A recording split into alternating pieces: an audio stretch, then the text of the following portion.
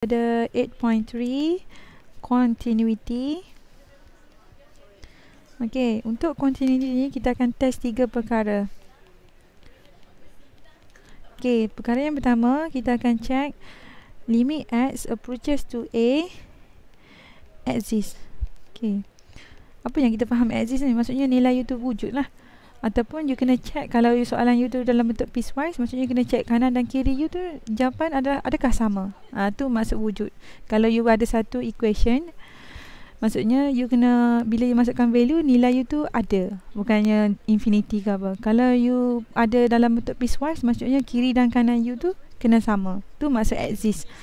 Okey, yang kedua, bukan B, yang kedua, FA is defined. Okay, define tu maksudnya value you tu wujud jugalah, ada nilai, bukan negative infinity ke positif. Okay, yang ketiga, you punya limit x approaches to a, fx is equal to fa.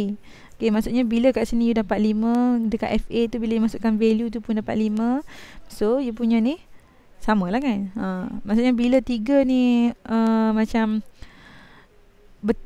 betul, bukan betul, maksudnya dah mengikut syarat, maksudnya bila mengikut syarat semua, benda tu adalah continuous.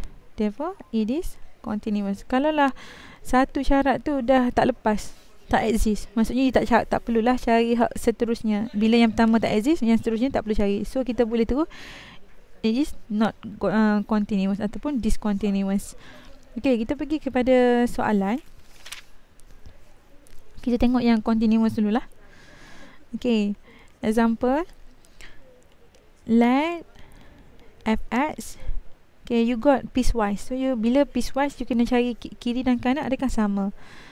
X plus 3, x less than 2, x greater or equal to 2. Okay, so dalam bentuk piecewise, macam Madam bagi tahu sebelum ni, kita akan tip dia, you buat number line untuk tentukan kat mana you punya kedudukan. Okay, kalau dari kiri, you punya function adalah x square plus 1. Okay, kalau dari kanan, you punya function adalah x plus 3. So, kerja you kena check lah, adakah limit x approaches to 2 dari kiri,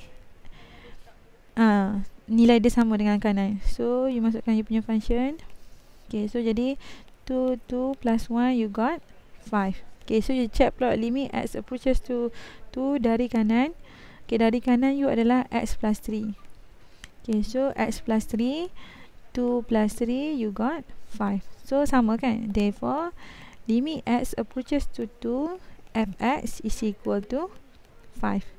Okay, so yang syarat yang pertama untuk exist tu dah lepas. Okay, so kita pergi yang seterusnya. Kita kena check yang kedua.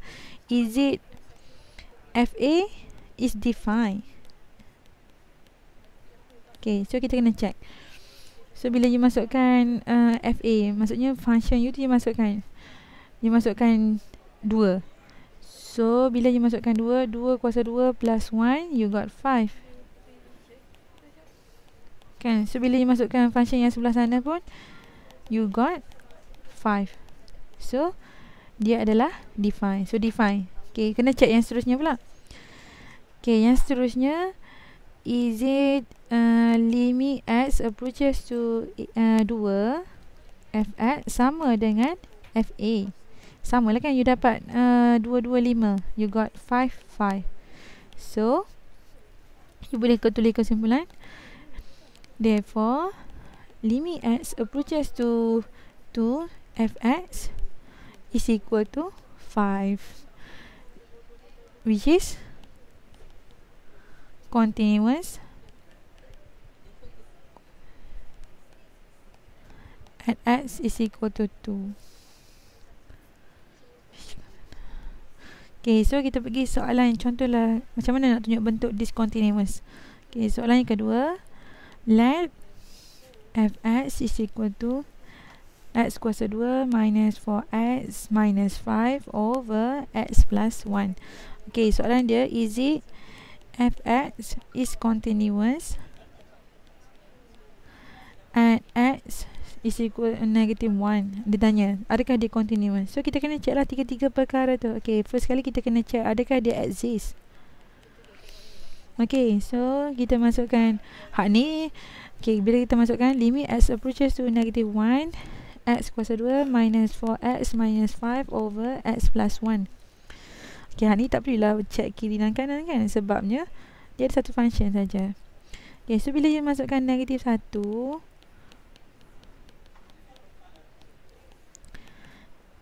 okay, you dapat 0 over 0, right? Okay, bila 0 over 0, this is indeterminate form. So, bila indeterminate form, you ada dua kaedah, which is factorize ataupun you kena conjugate.